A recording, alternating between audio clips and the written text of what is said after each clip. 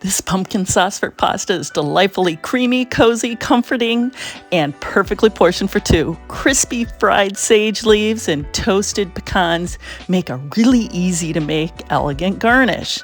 The pumpkin sauce is scaled down in size, but not in flavor. We're going to combine nutmeg, shallots, cream with some canned pumpkin puree.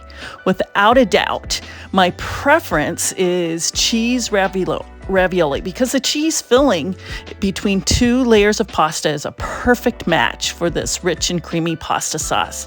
Toss it all together and garnish with crispy fried sage leaf and toasted nuts, and you have a meal in under 25 minutes.